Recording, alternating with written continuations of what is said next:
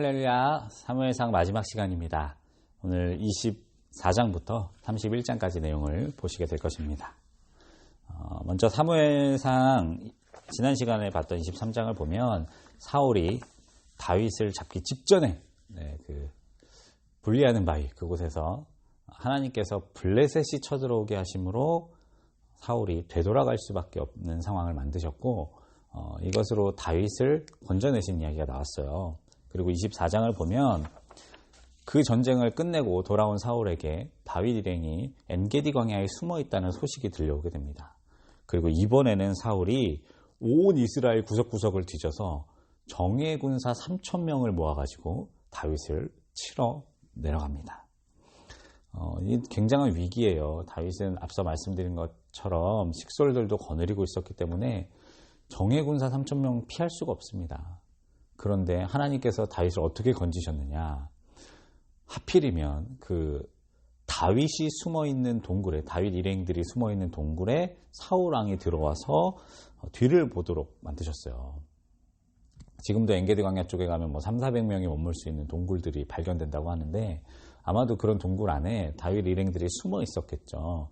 그런데 사울이 그 안에 들어오는 모습을 보고 그리고 그가 뒤를 보는 모습. 근데 이게 참 좀 논란의 여지가 있긴 한데 원래 원어로는 발을 가리우다라는 뜻을 가지고 있어요. 근데 이게 용변을 보다, 쉬다, 잠을 자다 이런 여러 가지 뜻을 가지고 있거든요.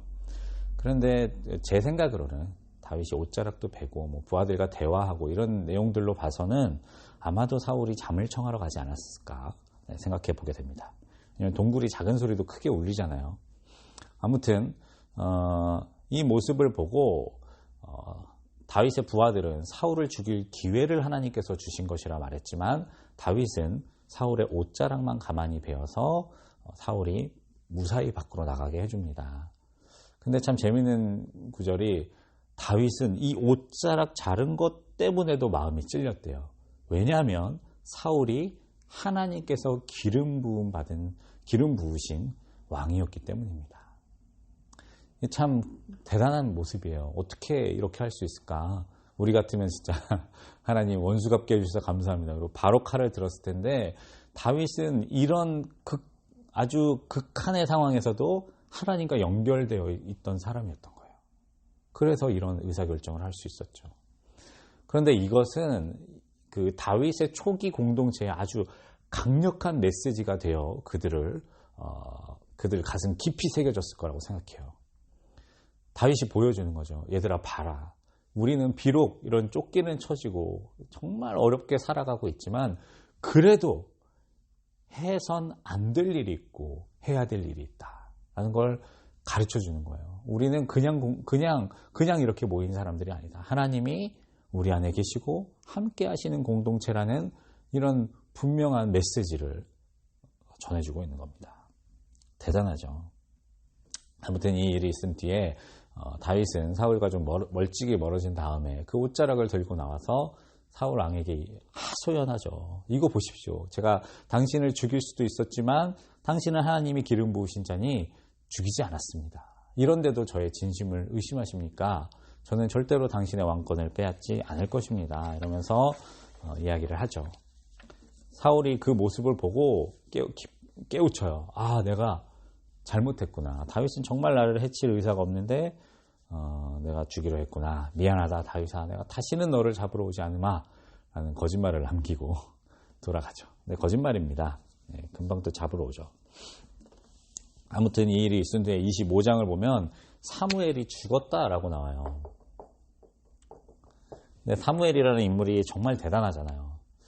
근데 여기 보면 딱 한 구절로 사무엘의 죽음을 표현하고 있지만 이건 이스라엘에게 아주 여러 가지 메시지를 전해주는 겁니다. 근데 특별히 다윗에게는 더했죠. 왜냐하면 사무엘은 이 사울이 자기를 계속 죽이러 쫓아오는 어려운 상황에도 불구하고 영적인 보호막이 돼주던 인물이거든요. 왜냐하면 사무엘을 통해서 기름 부음 받았잖아요. 그런데 그런 이 사무엘이 죽었다는 것은 다윗에게 있어서 정서적으로도 또 어떻게 보면 영적으로도 굉장히 큰 데미지를 줬을 거예요. 그래서 다윗은 엔게디에 머물질 않고 이제 바란 광야로 내려가게 됩니다. 근데 바란이라는 것이 굉장히 어디까지 내려가야 되냐면 여기가 시내산이면 이제 거의 이 중간에 있는 광야거든요. 그러니까 다윗이 유다 지역 인근에 머물고 있다가 이 사무엘의 죽음이 얼마나 큰 충격이고 또 두려움으로 다가왔는지 먹을 거 하나 없는 진짜 척박한 땅입니다. 그곳까지 도망쳐 내려간 거예요. 그런데 이제 2절에 보면 오래 있지 못하고 금방 다시 이 유다 옆에 있는 마온이라는 지역으로 올라오게 됩니다. 성경학자들은 다윗이 왜 올라왔느냐? 바로 이곳이 먹을 것이 없었기 때문에 올라왔을 것이다 이야기해요. 그러니까 다윗과 그 일행들의 생활이 굉장히 진짜 힘들었던 거죠. 먹을 거 하나 먹기 어려운 상황이었던 거죠. 그런데 그 마온에 나발이라는 인물이 있었습니다. 나발이라는 인물이 참 중요한 인물입니다. 나발이라는 사람이 있었는데 그가 진짜 큰 부자였대요. 그리고 그가 양털을 깎을 때가 됐다.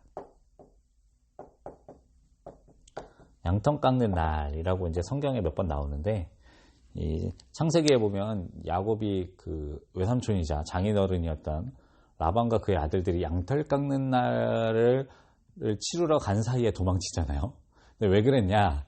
이 양털 깎는 날은 대축제예요. 그러니까 그 농사 짓는 사람들로 따지면 이 곡식 거두는 날입니다. 그러니까 감사절 같은 날이죠. 이스라엘 절기로 따지면. 그래서 이때가 되면 사람들이 고기를 나눠주고 뭐 마시고 아주 큰 즐거움을 가지는 이 축제 기간입니다. 그러니까 꽤 길고 그리고 그 긴 기간 동안 다들 즐기는 그런 시간이에요. 아무튼 이 양털 깎는 날이 되었으니 다윗과 그의 그 부하들이 이 나발에게서 좀 고기라든지 먹을 것을 좀 얻고 싶었어요. 너무 힘들게 살고 있었으니까. 근데 이런 요구가 좀 마땅하다고 말할 수 있었던 이유가 뭐냐면, 이제 양이라는 거는 빼앗아가기가 참 쉽잖아요. 근데 이 주변에는 아말렉이라든지 뭐 이 양을 약탈해 갈 만한 많은 도적대들이 있었을 텐데 다윗이 이 나발의 양들을 지켜줬다는 거예요. 근데 사실은 배고프면 다윗이 도적대가 돼서 뺏어갈 수도 있었는데 오히려 그걸 넘어서서 다른 도적들로부터 재산을 지켜줬다는 거예요. 그러니까 다윗은 우리가 그동안 계속 선을 베풀었으니 이런 좋은 날 정도는 먹을 것을 좀 얻을 수 있지 않을까 하고 이제 부하들을 보냈던 거죠. 그런데 나발은 이 다윗의 부하들에게 매우 수치스럽게 돌려보냅니다. 다윗은 누구며 이새의 아들은 누구냐? 그러니까 그동안의 선행은 아무것도 아닌 거죠. 요즘에 각기 주인에게서 억지로 떠나는 종이 많도다. 그러니까 주인에게서 도망치는 종 아니냐? 도망친 사울이라는 주인에게서 도망친 종 다윗 아니냐? 나는 그런 사람하고 관련하고 싶지가 않다. 이러면서 아주 모욕스럽게 돌려보내는 거죠. 다윗의 그 부하들이 돌아와서 이 얘기를 하자 다윗이 소위 말로 뚜껑이 열렸습니다. 근데 이 장면을 성경이 자세히 보여주는 이유를 우리가 알아야 돼요. 성경은 저와 여러분에게 영웅을 보여주고 싶어 하지 않습니다. 영웅을 만들어 가시는 하나님의 이야기를 보여주고 싶어 하세요. 오늘 이 말씀을 보면 다윗이 바로 앞에서 옷자락 하나 벤 것만으로도 마음을 찔려하는 굉장히 영적인 인물인 것처럼 보이지만 또 현실의 어려움 앞에서 저와 여러분과 똑같이 연약한 성정을 가진 인물이라는 걸 말하고 싶은 거예요. 다윗이 열받아서 이야기합니다. 다 칼을 차라. 사람들이 열받아서 한 게 아니에요. 다윗이 시킨 겁니다. 칼을 차서 600명 중에 200은 남겨놓고 400명이 나발을 치러 가는데 다음 날 아침까지 한 명도 살려주지 않겠다라는 그런 아주 무서운 분노를 가지고 치러 가죠. 근데 나발에게는 감사하게도 너무너무 지혜로운 아내 아비가일이라는 인물이 있었어요. 그녀가 나발이 다윗의 부하들에게 이런 행동을 했다는 이야기를 듣고 바로 느낌이 옵니다. 큰일 났다. 다윗이 복수하러 오겠구나. 이제 생각하고 야곱이 에서를 만날 때 썼던 전법이죠. 선물대들을 앞으로 막 보내서 마음을 풀고 이제 나중에 자기가 나타나서 사과하는 방법. 이 방법을 똑같이 행합니다. 그래서 다윗과 그 일행들을 위한 음식들을 막 엄청 보내주고, 그리고 그 뒤에 자기가 나타나서 땅에 엎드려 다윗의 마음을 위로하는 거예요. 뭐라고 위로하느냐?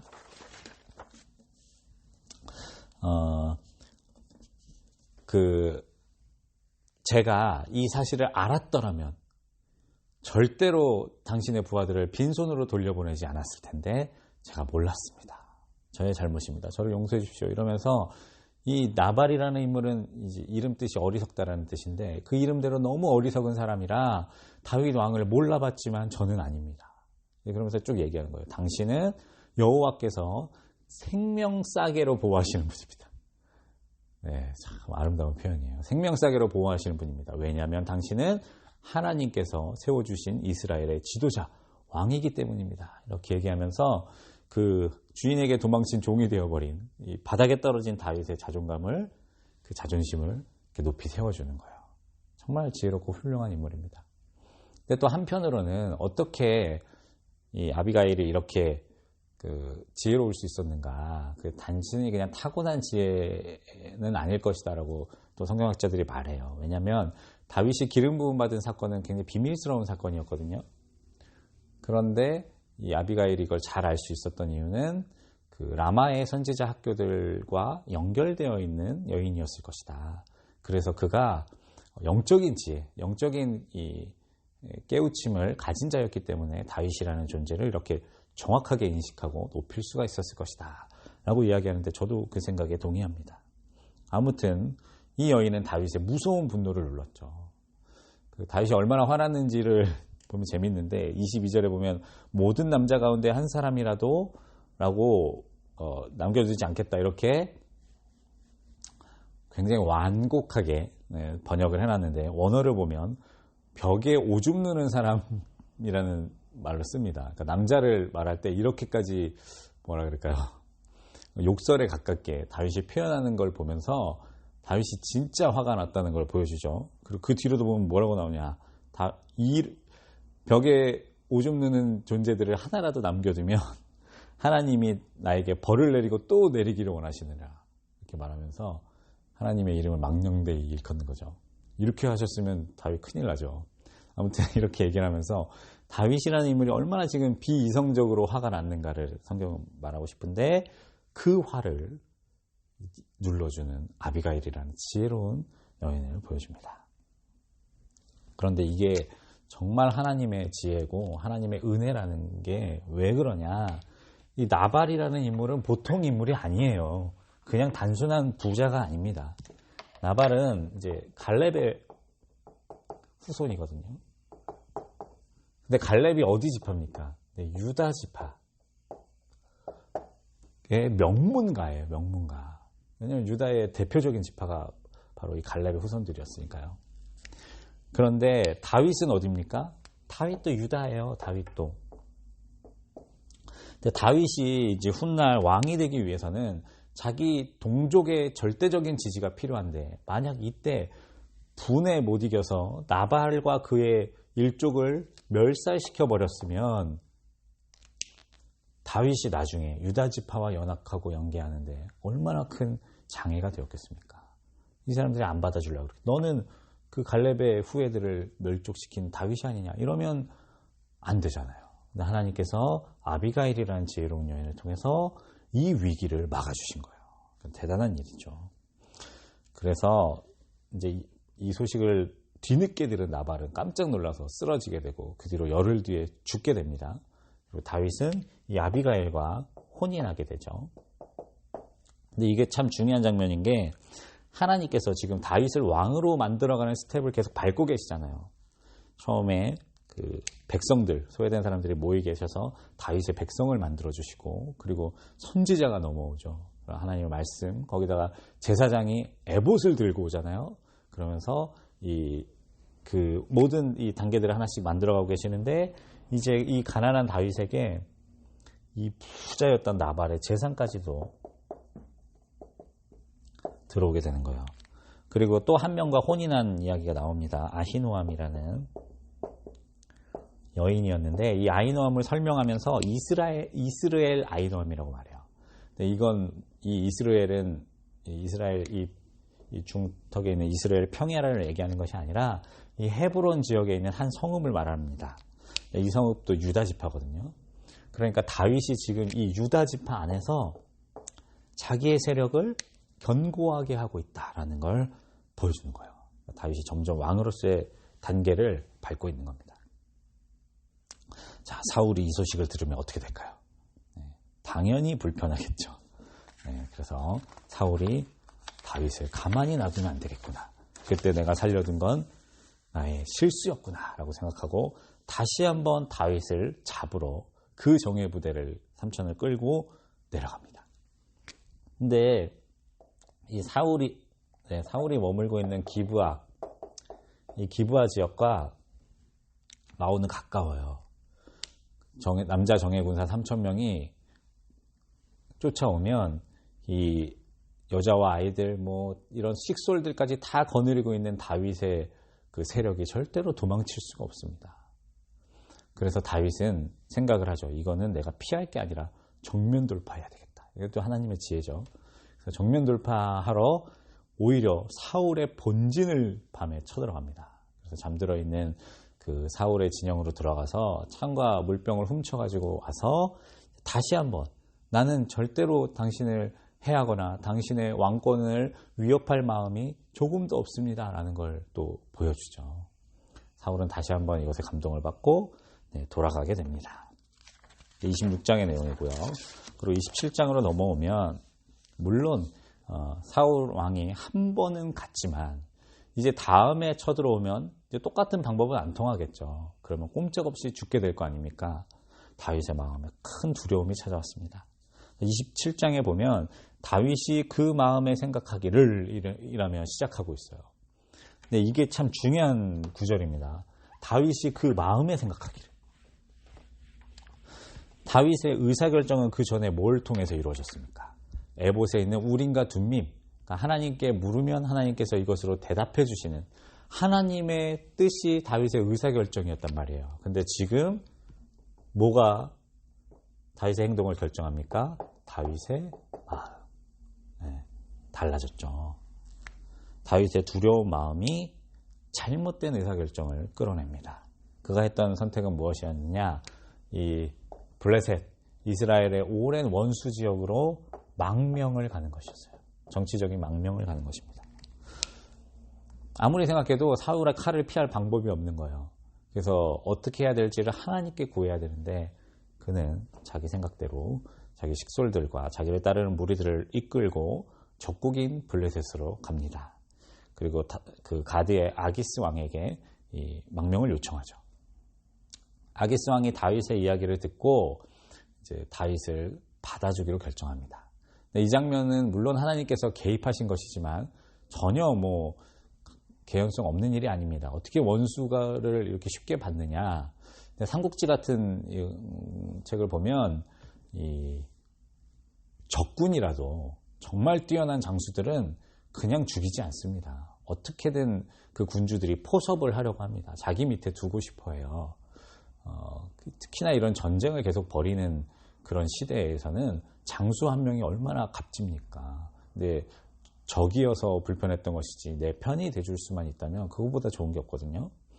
그러니 이 뛰어난 장수였던 다윗과 그 일행들을 아기스 왕은 자기 것으로 만들고 싶었고 그래서 그에 취하여 이 블레셋과 유다의 경계에 있는 이제 시글락이라는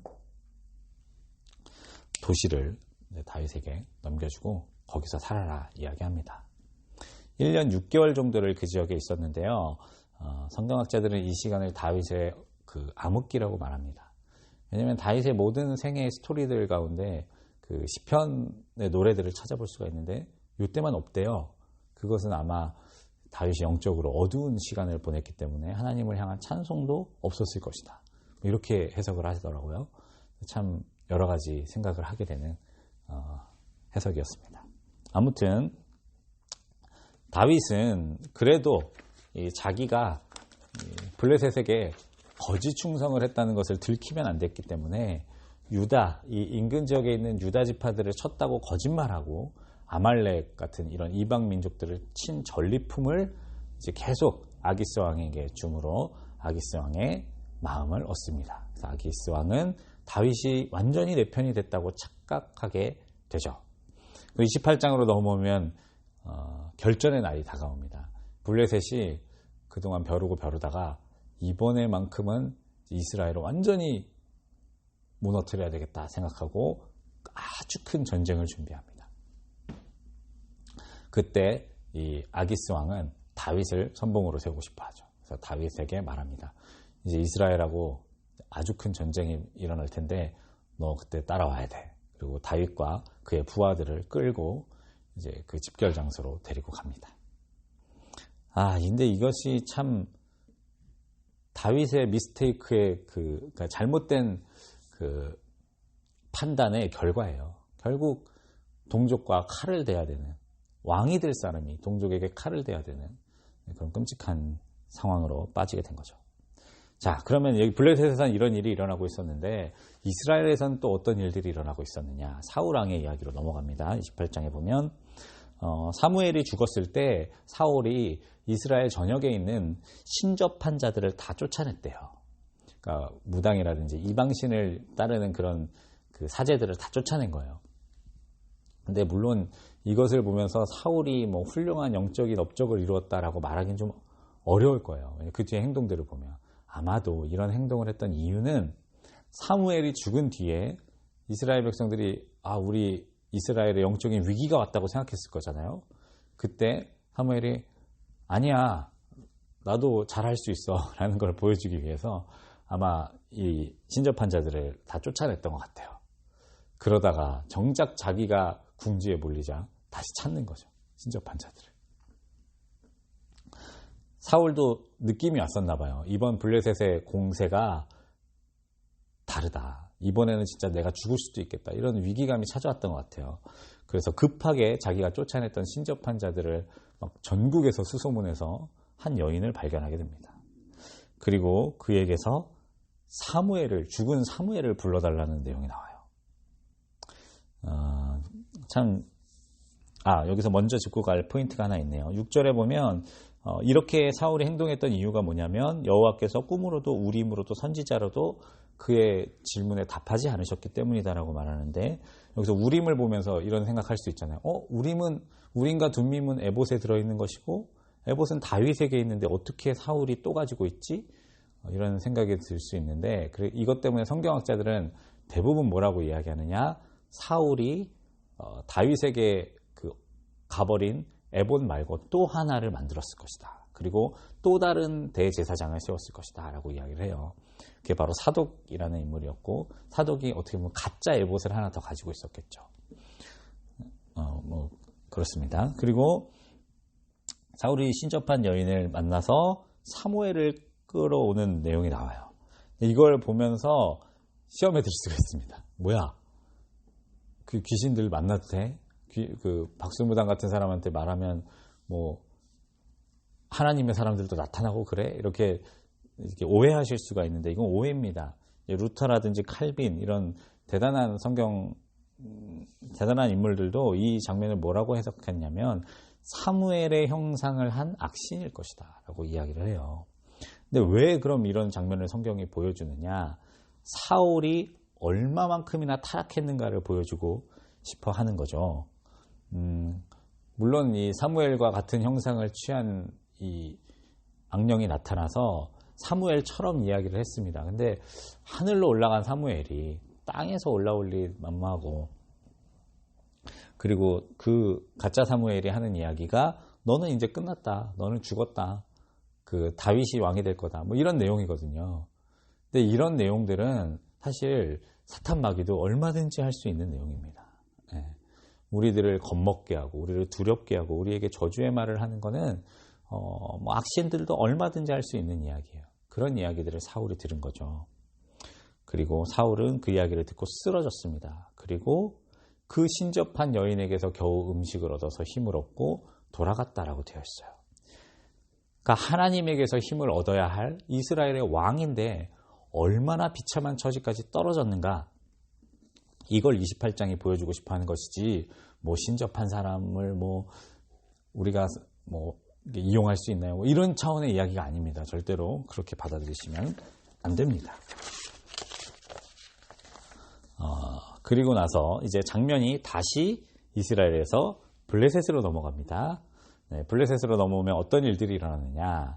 이제 가드 왕 아기스가 다윗을 끌고 왔어요. 전쟁터에.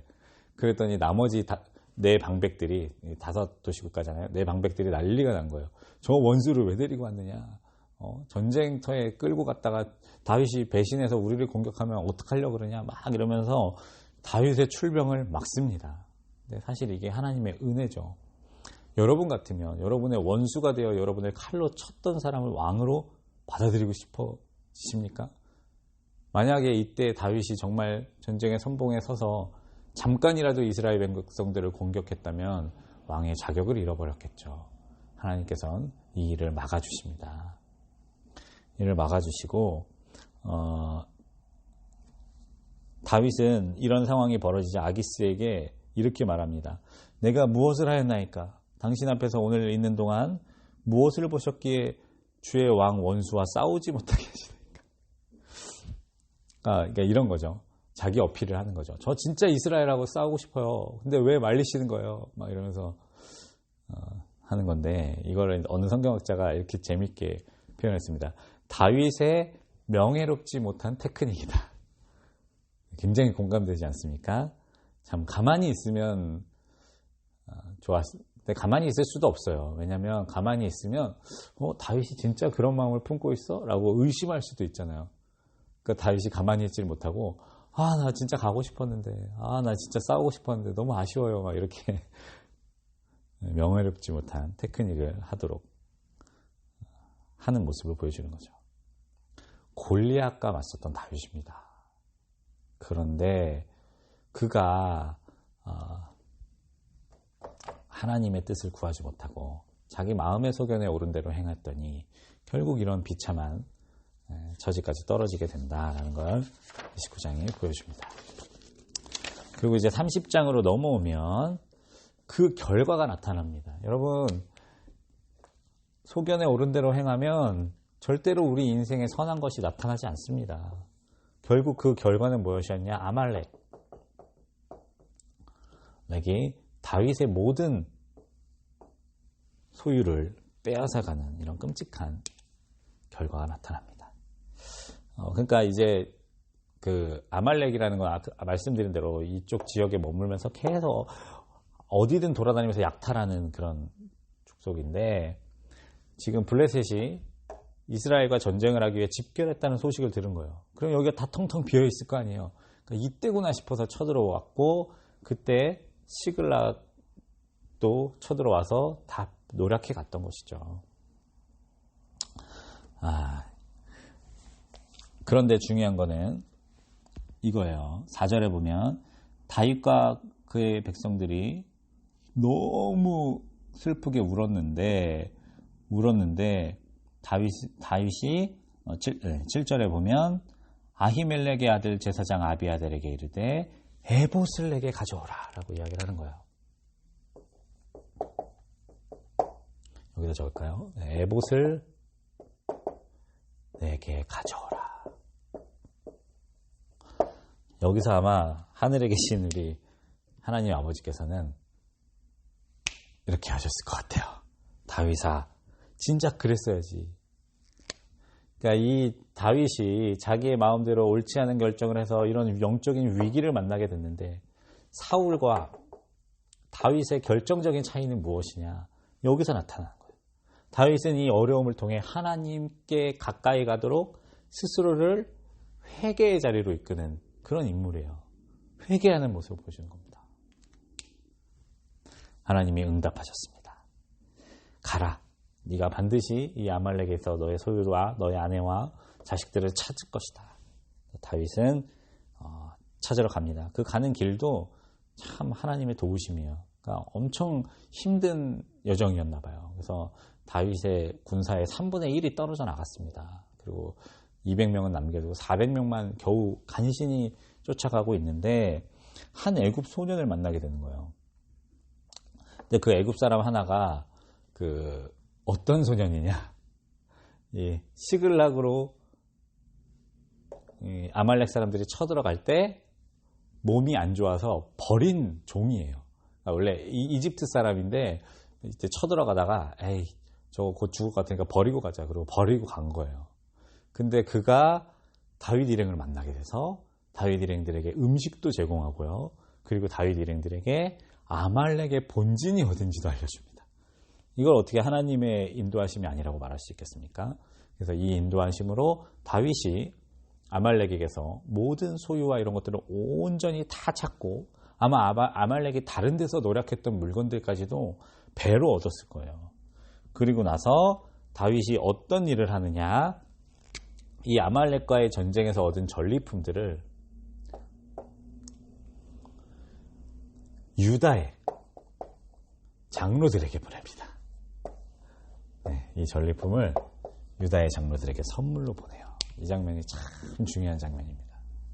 지금 블레셋과 이스라엘의 엄청난 전쟁이 일어나고 있지만 저는 잠깐 블레셋에 몸담았을 뿐이지 내 마음은 유다에 있습니다. 내 마음은 이스라엘에 있습니다. 라는 걸 이 선물을 통해서 표현하는 거예요. 네. 저 다시 가고 싶어요. 이런 본인의 마음을 말하는 것이죠. 그러니까 여러분, 이건 다윗의 잘못된 의사결정이었잖아요. 그로 인해서 이런 여러 가지 결과들이 나타나는데 선하신 하나님께서는 이런 것들까지도 선하게 사용하신다. 그러니까 우리 인생의 어려움, 아픔, 슬픔, 또 혹은 우리의 죄악과 실수로 저지른 일까지도 하나님은 선하게 사용하신다. 진짜 큰 은혜입니다. 이 일이 있은 후에 이제 사무엘상이 끝나게 되는데요. 사울과 요나단이 이 블레셋과의 전쟁에 대해서 결국 죽게 됩니다. 그리고 사울은 여기 밑에 보면 이제 그 어느 도시입니까? 벳산이라는 지역이 있는데 그들이 머물렀던 그 전쟁했던 길보아산 아래쪽에 이제 벳산이라는 지역이 있는데 그 벳산이라는 지역에 그 사울과 그 아들들의 시신을 매달아 놓습니다. 블레셋은 이제 전쟁에서 크게 승리하고 이제 돌아갔어요. 왜냐면 이스라엘의 주력 부대를 쳤기 때문에 이제는 이스라엘은 자기의 속국이 될 것이라는 걸 알았기 때문에 그 왕을 죽인 그 전리 기념을 하고 본진으로 돌아가게 되죠. 그리고 이때 길르앗 야베스 사람들이 용감하게 요단강을 건너 벳산에서 사울과 그 자녀들의 시신을 거두어다가 장사하는 장면이 나옵니다. 길르앗 야베스는 예전에 사울에게서 건짐을 받았죠. 그때 암몬이 쳐들어왔을 때 그때 이 사울이 한번 건져줬었잖아요. 그 은혜를 갚는 내용으로 사무엘상이 끝나게 됩니다. 수고 많으셨고요. 이제 다음 장 본격적으로 사무엘 하를 통해서 다윗의 왕이 되는 이야기, 왕으로서의 역할을 하는 이야기가 나올 텐데 그것도 이제 잘 공부했으면 좋겠습니다. 분량은 제가 카톡으로 다시 공지해 드릴게요. 수고하셨습니다. 성경 공부 화이팅!